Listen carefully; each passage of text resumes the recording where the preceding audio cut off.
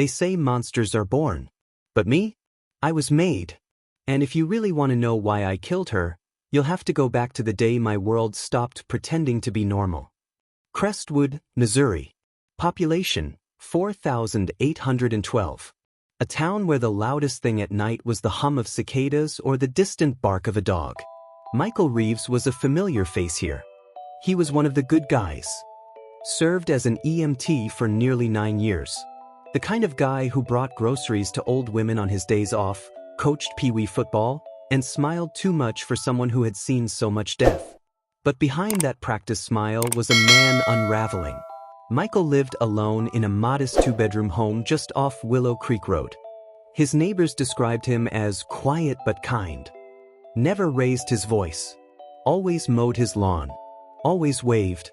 And yet, less than 48 hours after his final shift, police found him covered in blood, sitting on the edge of his bathtub. Next to him, the lifeless body of 27-year-old Jenna Collings, a woman no one in town had ever seen before. The 911 call came in at 2:17 a.m. Michael made it himself. There's blood. She's not breathing. I don't know what happened. Please, just come. When officers arrived, they found the front door unlocked. No signs of forced entry. No struggle in the living room. Just a soft trail of blood droplets leading to the bathroom, and the body of a young woman curled up in the tub as if she had tried to protect herself with her arms. Michael didn't resist arrest. He didn't run. He didn't even cry. He looked straight at the officers and said, "I think I killed her, but I'm not sure if she was ever really alive." This was the question that turned the case from tragedy to mystery. There were no records of Jenna Collings in Crestwood. No friends. No driver's license. No social media. But a deeper investigation revealed something far more disturbing. Jenna had been a patient, not of a hospital, but of Marion Behavioral Institute, a psychiatric facility 80 miles away. She had been diagnosed with borderline personality disorder, dissociative symptoms, and a history of violent outbursts. And Michael? He had worked a transfer shift from Marion Behavioral just 2 weeks before the murder. They had met in the back of an ambulance. Just him, her, and a 3-hour ride through winding country roads. According to facility records, Jenna had latched onto Michael during that ride, called him Michael the Merciful. Said he was the first person who looked at her like she was human. Security footage confirmed she had checked out of Marion under approved leave for a family visit 4 days before her body was found. But the facility never reported her missing. 3 days after his arrest, detectives finally sat down with Michael. Cameras rolled. No lawyer present. Just him and the truth. She said she couldn't sleep unless she was next to me. That her thoughts weren't safe in the dark. Michael explained how Jenna showed up at his doorstep, unannounced. How he panicked, but let her in. How she told him she had nowhere else to go, and that if he turned her away, she'd cease to exist. At first, he tried to help. Let her sleep in his spare room. Cooked her meals. Drove her to pharmacies to pick up medication. But then things turned strange. She began referring to herself in the third person. Left notes around the house like, "Jenna is gone today, don't let her in." Michael said he woke up one night with her standing over him, whispering, "He's not real. He's a mask." He started locking his door at night. But she had the keys. Michael tried calling the facility. He tried reporting her. But his calls were either dismissed or met with vague promises of follow-up. Meanwhile, Jenna's behavior became more erratic.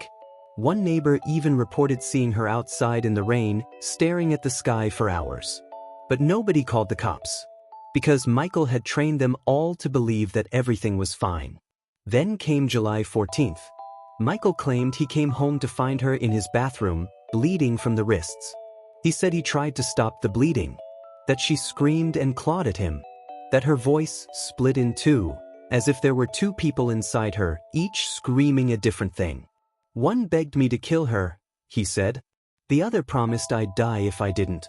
That was when something in him snapped. The final line in the police interview, the one that would haunt the jury, the courtroom, and everyone who watched the trial unfold, was delivered without emotion. "I killed her because I loved her. And because she made me feel real." But I didn't know where she ended and I began. When asked to clarify, Michael said something almost unintelligible. She wasn't just sick, she was contagious.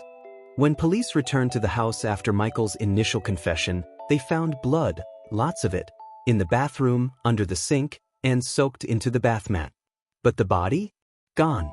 The coroner's report from that night confirmed there were no human remains at the scene. Just biological traces, blood consistent with a female donor, hair follicles, and a broken fingernail. Michael, in a cold panic, kept repeating, "I didn't move her. She was right here. I swear to God she was here." Detectives were now stuck in a bizarre limbo, with a suspect who confessed to a murder, physical evidence of violence, and no body. Forensic analysis confirmed the blood belonged to Jenna Collings, matched to her medical file at Marion Behavioral Institute. But here's the chilling part. The facility reported that Jenna Collings had died 14 months before Michael's alleged murder, from suicide. She had slit her wrists in the very same psychiatric hospital Michael once transferred patients from. Her autopsy was on file. Cremation records matched. There was even a death certificate. So how did she end up in Michael's bathtub, alive, only to disappear again? Detectives canvassed the neighborhood again. This time, asking more specific questions. One neighbor, Alice Granger, 61, shared a detail she initially didn't think was important. "About 2 weeks ago, I saw a young woman in a white nightgown standing in Michael's front yard, just staring at his house. I thought maybe she was sleepwalking." Another neighbor reported seeing a woman fitting Jenna's description entering Michael's house multiple times. But when shown photos of the real Jenna, from her medical records, both neighbors hesitated. Alice said, "That's not her face. The girl I saw was softer, younger. She had longer hair. But something about the way she moved, it still gives me chills." As prosecutors pushed for murder charges, Michael's public defender requested a full psychological evaluation. That's when the floodgates opened. Michael scored high on the dissociative experiences scale, a diagnostic tool for identifying people with fragmented perception of reality. According to the psychiatric team, he displayed signs of depersonalization disorder, often describing moments where he felt outside his body. He admitted to hearing Jenna, even when she wasn't in the room. And he referenced the other Michael, a colder, detached version of himself he blamed for the bad things. In his journal, found by police in his nightstand drawer, were dozens of disturbing entries. One read, "She's the only one who sees me. Maybe because she's broken too. Or maybe because she's me." Another entry, dated 1 day before the alleged murder. "I found the dress. I don't remember buying it. I don't remember wearing it." In a shocking turn of events, police returned to Michael's home and discovered something previously missed, a small plastic container hidden inside the crawl space under the floorboards. Inside, a white sundress stained with blood, a wig, long, chestnut brown hair, a pair of white flats, a compact mirror, and smeared lipstick. All items contained Michael's fingerprints. DNA testing later confirmed that the blood on the sundress and wig belonged to Michael himself, not Jenna. This changed everything, because now the case wasn't just about murder. It was about identity. A theory began to form, one too dark to grasp at first. What if Michael was Jenna?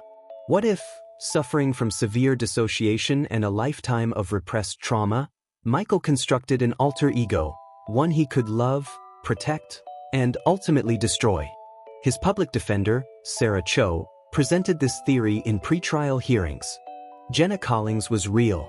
But the woman in Michael's house, the one he killed, may have been a reflection of himself. A psychological echo of a woman he once met, twisted by trauma, loneliness, and untreated mental illness.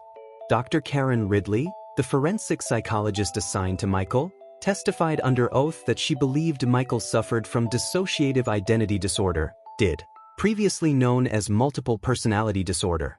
According to her, Michael created Jenna not just in memory, but in ritual. He dressed as her. He spoke as her. He bled as her. And in the end, he believed killing her would silence the war in his head. The most chilling moment came when she played a recorded session. In it, Michael's voice dropped in tone. His posture changed. He whispered, "I told him to stop calling me Jenna. But he wouldn't listen. He said he needed her. So I let her die." In the final weeks before Michael's trial, the defense and prosecution both received a shocking piece of evidence. A sign-in log from Marion Behavioral Institute, uncovered after a whistleblower leaked internal files. The entry? Visitor, Reeves. Time, 11:42 p.m. Date, April 8, 2023. The night Jenna Collings died. For over a year, the hospital denied any such visit occurred. But the log proved otherwise. Even more chilling. That same night, security cameras in the hallway leading to Jenna's room went mysteriously offline. No one could confirm what Michael did during that unaccounted 27-minute window. The whistleblower, a former psychiatric nurse named Elena Morales, was subpoenaed and testified under oath. "I saw Jenna and Michael arguing in the staff parking lot a week before her death. She was crying, begging him not to leave her behind." According to Morales, Michael and Jenna had a clandestine relationship during her stay, violating ethics, patient safety, and possibly the law. And then, another revelation. Morales found a discarded incident report in the facility's records archive. It described a patient, Jenna, becoming physically combative after being touched inappropriately by a male EMT during transfer. The report was never followed up. No charges filed. With this new evidence, the coroner's original report came under review. Her cause of death, suicide by wrist laceration, was re-examined by a new forensic pathologist. And what he found changed everything. The angle of the cuts, downward, not across, inconsistent with most suicides. No hesitation marks. Blunt force trauma behind the left ear, never mentioned in the original autopsy. In short, Jenna Collings may have been murdered, and Michael may have staged the scene. The courtroom gasped when the prosecution proposed this theory. Michael killed Jenna in 2023. Then, overwhelmed by guilt and mental illness, he recreated her, in his home, his mind, and finally, in death again. Was he haunted by her memory? Or was he playing the longest, most deranged con the court had ever seen? To support their case, prosecutors unveiled audio tapes found in Michael's attic, cassette recordings of conversations between Michael and someone he calls Jenna. In most of them, only his voice is audible, both parts of the conversation. Here's an excerpt. "Michael, don't leave. Not again." "Michael, as Jenna, you promised you wouldn't hurt me this time." "Michael, I didn't mean to. I was just scared." In the final week of the trial, defense attorneys introduced the last and most devastating piece of evidence. A private audio journal recovered from Michael's phone, recorded the night before he called 911. Here's the transcript, played live to the jury. "It's happening again. I don't know where she ends and I begin. I look in the mirror and I see her. I dress like her, speak like her, and when I lie down at night, I feel her heartbeat instead of mine. I tried to stop her, tried to keep her inside, but she wanted out. So I gave her what she wanted. I made her real." The final words whispered. "I buried her in the old well behind the house." Authorities excavated the area behind Michael's house. 23 feet down, inside an old, unused well covered by weeds and rusted metal, they found a body, wrapped in a tarp, wearing a white sundress, chestnut brown wig still clinging to her scalp. Dental records confirmed what many feared. It was the real Jenna Collings. Her body had been there since April 2023, 14 months before Michael made the 911 call. The murder he confessed to? He'd already committed it a year earlier. Everything since, the blood in the tub, the reenactment, the second death, was the product of a man trying to relive, control, and finally erase the one person who consumed him. The jury deliberated for 6 days. Michael Reeves was found guilty of first-degree murder, evidence tampering, abuse of a corpse, and obstruction of justice. He was sentenced to life without the possibility of parole.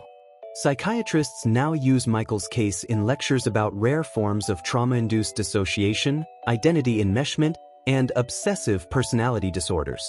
When asked if he still sees Jenna, Michael responded from prison. She never left. She's just quieter now. This wasn't a story about one murder. It was a slow, psychological collapse. A man haunted by guilt, loneliness, obsession, and a twisted form of love. A mind that couldn't let go until it destroyed what little was left of itself.